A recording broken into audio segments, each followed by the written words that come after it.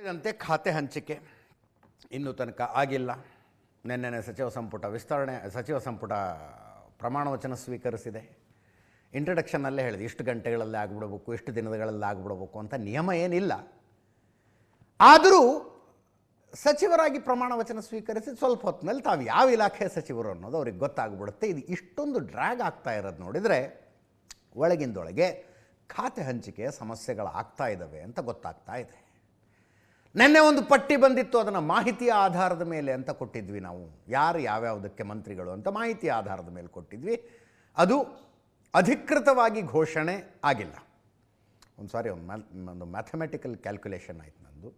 ಒಂದೊಂದು ಯುವಕ ಸಂಘಕ್ಕೆ 10 ಲಕ್ಷದಂತೆ 10,000 ಯುವಕ ಸಂಘಗಳನ್ನು ಮಾಡಿದ್ರೆ 1,000 ಕೋಟಿ ಆಗುತ್ತೆ. 10,000 ಕೋಟಿ ಅಂದ್ಬಿಟ್ಟೆ, ಸಾರಿ ನನ್ನ ಮ್ಯಾಥ್ಸ್ ಅಷ್ಟು ಚೆನ್ನಾಗಿಲ್ಲ. 1,000 ಕೋಟಿ ಆಗುತ್ತೆ, ಮಾಡಿಬಿಡ್ಬೋದು ಅನ್ನೋ ಲೆಕ್ಕಾಚಾರದಲ್ಲಿ ಡಿ ಕೆ ಶಿವಕುಮಾರ್ ಅವರಿದ್ದಾರೆ. ದುಡ್ಡು ಕಡಿಮೆ ಆಗುತ್ತೆ ಅಂತ ಸತೀಶ್ ಜಾರಕಿಹೊಳಿ ಅವರಿದ್ದಾರೆ. ಡಿ ಕೆ ಶಿವಕುಮಾರ್ ಅವ್ರ ತಲೆಯಲ್ಲಿ ಬಂದಿದೆ ಅಂತ ಮಾಡ್ತಾರೆ ಅವರು. ಅದನ್ನು ಖಾತೆ ಹಂಚಿಕೆಯ ಬಗ್ಗೆ ಮಾತಾಡ್ತಾ ಇದ್ವಿ. ಖಾತೆ ಹಂಚಿಕೆ ಇನ್ನೂ ಮುಗಿತಾ ಇಲ್ಲ. ಯಾರಿಗೆ ಯಾವ ಖಾತೆ ಗೊತ್ತಾಗ್ತಾ ಇಲ್ಲ. ಒಳಗಿಂದೊಳಗೆ ಹಗ್ಗ ಜಗ್ಗಾಟಗಳು ನಡೀತಾ ಇದ್ದಾವೆ ಅಂತ ಪಕ್ಕಾ ಮಾಹಿತಿ ನಮಗೆ ಬರ್ತಾ ಇರೋದು ರಾಮಲಿಂಗಾರೆಡ್ಡಿ ಅವರಿಗೆ ಯಾವ ಖಾತೆ ಅಂತ. ಸಿದ್ದರಾಮಯ್ಯನವರ ಸಂಪುಟದಲ್ಲಿ ಸಾರಿಗೆ ಮತ್ತು ಮುಜರಾಯಿ ಸಚಿವರಾಗಿದ್ದರು ರಾಮಲಿಂಗಾರೆಡ್ಡಿ ಅವರು 3 ವರ್ಷ. ಆ 3 ವರ್ಷ ನನ್ನ ಸೀನಿಯಾರಿಟಿಗೆ ಇವು ಯಾವ ಖಾತೆ ರೀ ಇವು ಅನ್ನೋ ಮನಸ್ಥಿತಿಯಲ್ಲೇ ಆ ಖಾತೆಗಳಿಗೆ ಸಚಿವರಾಗಿ ಕೆಲಸ ಮಾಡಿದ್ದಾರೆ. ಕೆಲಸ ಹೆಂಗಾಗಿರ್ಬೋದು ಅನ್ನೋ ಇದನ್ನು ನಾನು ನಿಮಗೆ ಬಿಡ್ತೀನಿ. ಅಂದರೆ 7 ಸಲ MLA ಅವರು ನನ್ನಂಥ ಸೀನಿಯಾರಿಟಿಗೆ ಇದ್ಯಾವುದೋ ಸಾರಿಗೆ ಅಂತೆ, ಇದ್ಯಾವುದೋ ಮುಜರಾಯಿ ಅಂತೆ ಅಂದ್ಕೊಂಡು ಅವರು 3 ವರ್ಷ ಸಚಿವರಾಗಿ ಕೆಲಸ ಮಾಡಿದ್ದಾರೆ. 2023ರಲ್ಲೇ ಅಂದರೆ ಚುನಾವಣೆ ನಡೆದು ಕಾಂಗ್ರೆಸ್ ಅಧಿಕಾರಕ್ಕೆ ಬಂದು ಸಿದ್ದರಾಮಯ್ಯನವರು ಮುಖ್ಯಮಂತ್ರಿ ಆಗಿದ್ದಾಗಲೇ ಹಠ ಹಿಡಿದಿದ್ದರಂತೆ ರಾಮಲಿಂಗಾರೆಡ್ಡಿ ಅವರು. ನನಗೆ ಬೆಂಗಳೂರು ನಗರಾಭಿವೃದ್ಧಿನೇ ಬೇಕು ಅಂತ ಹಠ ಹಿಡಿದಿದ್ದರಂತೆ. ಬಟ್ ಬೆಂಗಳೂರು ನಗರಾಭಿವೃದ್ಧಿ ಆಗ ಉಪಮುಖ್ಯಮಂತ್ರಿಯಾಗಿದ್ದ ಡಿ ಕೆ ಶಿವಕುಮಾರ್ ಅವರಿಗೆ ಬೇಕಾಗಿತ್ತು. ಡಿ ಕೆ ಶಿವಕುಮಾರ್ ಅವರು ರಾಮಲಿಂಗಾರೆಡ್ಡಿ ಅವರನ್ನು ಕರೆಸಿ ಅನೇಕ ಹಿರಿಯ ನಾಯಕರುಗಳ ಸಮ್ಮುಖದಲ್ಲೇ ಹೇಳಿದ್ರಂತೆ, 2.5 ವರ್ಷ ಆದಮೇಲೆ ನಾನು CM ಆಗ್ತೀನಿ, ನಾನು CM ಆದಾಗ ನೀವು ಬೆಂಗಳೂರು ನಗರಾಭಿವೃದ್ಧಿ ಇಲಾಖೆ ಮಿನಿಸ್ಟರ್ ಆಗಿರಂತೆ ಅಂತ ಡಿ ಕೆ ಶಿವಕುಮಾರ್ ಅವರು ಮಾತು ಕೊಟ್ಟಿದ್ರಂತೆ. ಅಂದರೆ 2023ರಲ್ಲೇ ಖಚಿತ ಇತ್ತಿದು 2.5 ವರ್ಷದ್ದು. ರಾಮಲಿಂಗಾರೆಡ್ಡಿ ಅವರಿಗೆ ಮಾತು ಕೊಟ್ಟಿದ್ರಂತೆ. 2.5 ವರ್ಷಕ್ಕೆ ಮುಖ್ಯಮಂತ್ರಿ ಆಗಲಿಲ್ಲ ಡಿ ಕೆ ಶಿವಕುಮಾರ್ ಅವರು. 3 ವರ್ಷ ಆದಮೇಲೆ ಮುಖ್ಯಮಂತ್ರಿ ಆದರು. ಡಿ ಕೆ ಶಿವಕುಮಾರ್ ಅವರಿಗೆ ಸಿದ್ದರಾಮಯ್ಯನವರು ಕೊಟ್ಟ ಮಾತಿನಂತೆ ಅಧಿಕಾರ ಬಿಟ್ಟು ಕೊಟ್ಟರು. ಅದಕ್ಕೆ ರಾಮಲಿಂಗಾರೆಡ್ಡಿ ಅವರು ಕೇಳ್ತಾರೆ, ನನಗೆ ಕೊಟ್ಟ ಮಾತಿನಂತೆ ಈಗ ಬೆಂಗಳೂರು ನಗರಾಭಿವೃದ್ಧಿ ಇಲಾಖೆ ಕೊಡಿ ಅಂತ. ಈ ಸೈಕಲ್ ಗ್ಯಾಪ್ನಲ್ಲಿ ಡಿ ಕೆ ಶಿವಕುಮಾರ್ ಅವರು ಕೃಷ್ಣ ಬೈರೇಗೌಡರಿಗೂ ಮಾತು ಕೊಟ್ಟು ಬಿಟ್ಟಿದ್ದಾರಂತೆ.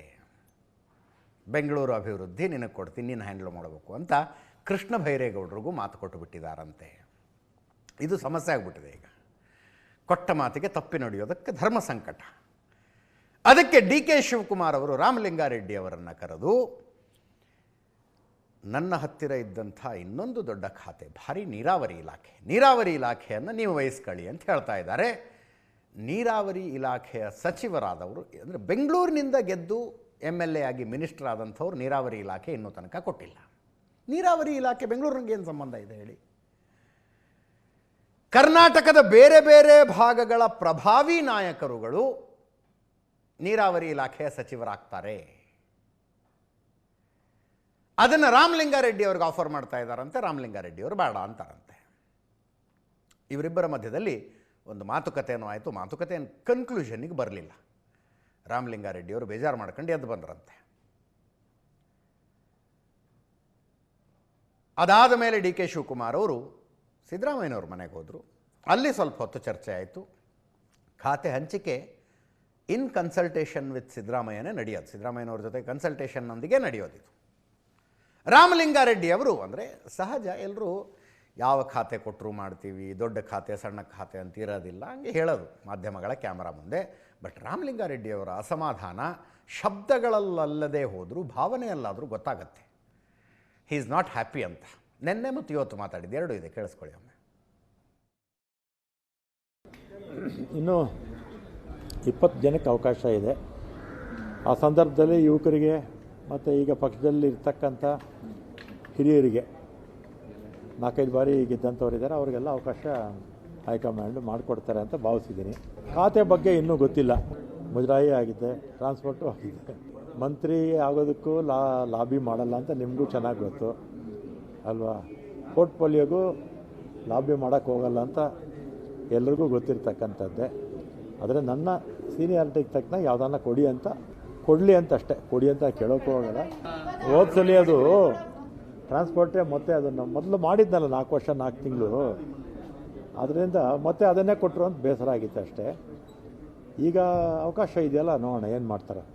ಅದ್ರ ಬಗ್ಗೆ ಏನು ಮಾತಾಡೋದು, ಯಾವ ಖಾತೆನೂ ಇಲ್ಲ. ಯಾಕಂದರೆ ನಿಮ್ಮ ಹಿರಿತನಕ್ಕೆ ತಕ್ಕನಾದಂತಹ ಒಂದು ಖಾತೆ ಸಿಕ್ಕಿರಲಿಲ್ಲ ಅನ್ನೋ ಅಸಮಾಧಾನ ಅಂತೂ ನಿಮಗಿತ್ತಲ್ಲ.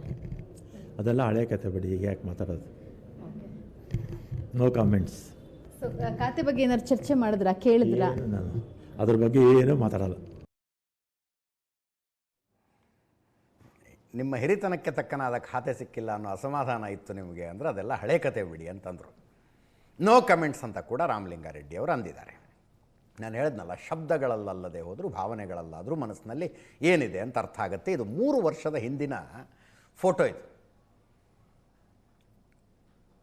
ರಾಮಲಿಂಗಾರೆಡ್ಡಿ ಅವರು ಡಿ ಕೆ ಶಿವಕುಮಾರ್ ಅವರ ಟೀಮ್ ಬೆಂಬಲಿಗರು. 3 ವರ್ಷದ ಹಿಂದೆ ಹೆಗಲ ಮೇಲೆ ಕೈ ಹಾಕಿ ನೋಡಿ, ಡಿ ಕೆ ಶಿವಕುಮಾರ್ ಅವರು ರಾಮಲಿಂಗಾರೆಡ್ಡಿ ಅವರ ಮುಖದ ಮೇಲೆ ನಗು ತರಿಸಿಯೇ ಕೈ ಬಿಟ್ಟಿದ್ರು. ನಗು ತರಿಸಿ ಅವರಿಗೆ ಸಾರಿಗೆ ಇಲಾಖೆ ಮತ್ತು ಮುಜರಾಯಿ ಇಲಾಖೆಯ ಹೊಣೆಯನ್ನು ಹೊರಿಸಿದ್ರು. ಈಗ ಬೆಂಗಳೂರು ನಗರಾಭಿವೃದ್ಧಿ ಅನ್ನುವಂಥದ್ದು ಮೋಸ್ಟ್ ಸಾಟ್ ಆಫ್ಟರ್ ಮಿನಿಸ್ಟ್ರಿ ಆಗಿದೆ, ಎಲ್ರಿಗೂ ಬೇಕಾಗಿದೆ ಅದು. ಇದರಲ್ಲಿ ಪ್ರಭಾವಿ ಖಾತೆಗಳು ಅಂತ ಮಾತಾಡ್ತೀವಿ. ಏನು ಪ್ರಭಾವಿ ಖಾತೆ ಅಂದರೆ, ಯಾವ ಇಲಾಖೆಗಳಿಗೆ ಬಜೆಟ್ನಲ್ಲಿ ಜಾಸ್ತಿ ಅನುದಾನ ಇದೆಯೋ, ಜಾಸ್ತಿ ದುಡ್ಡಿದೆಯೋ ಅವು ಪ್ರಭಾವಿ ಖಾತೆಗಳು. ಕೆಲವು ಖಾತೆಗಳು ಬರ್ತಾವಪ್ಪ, ಈಗ ಟೂರಿಸಮ್ಮು, ಅವು ಸುಮ್ಮನೆ ಇಟ್ಕೊಂಡಿರಿ ಅಂತ ಕೊಟ್ಟಂಗೆ ಮಾಡಿರ್ತಾರೆ ಅವನ್ನಷ್ಟೇ. ಇನ್ನೊಂದಿದೆ ಸ್ಟ್ಯಾಟಿಸ್ಟಿಕ್ಸ್ ಡಿಪಾರ್ಟ್ಮೆಂಟ್ ಅಂತ ಒಂದಿದೆ. ಯುವಜನ ಮತ್ತು ಕ್ರೀಡಾ ಇಲಾಖೆ, ಅವನ್ನೆಲ್ಲ ಒಂದು ಹಿರಿಯ ಸಚಿವರಿಗೆ ಬಾಲಂಗೋಚಿಗಳಂತೆ ಅಂಟಿಸ್ತಾರೆ. ಇನ್ನೊಂದು ಜಾತಿ ಲೆಕ್ಕಾಚಾರದ ಮೇಲೆ ಮಿನಿಸ್ಟರ್ ಮಾಡಿಬಿಟ್ಟಿದ್ದೀವಿ, ಯಾವುದೋ ಒಂದು ಖಾತೆ ಇರಲಿ ಇಟ್ಕೊಂಡಿರಿ ಅನ್ನೋ ಥರ ಕೊಡ್ತಾರೆ. ಉಳಿದಿದ್ದೆಲ್ಲ ಪ್ರಭಾವಿ ಖಾತೆಗಳಿಗೆ ಲಾಬಿಗಳು ನಡೀತವೆ.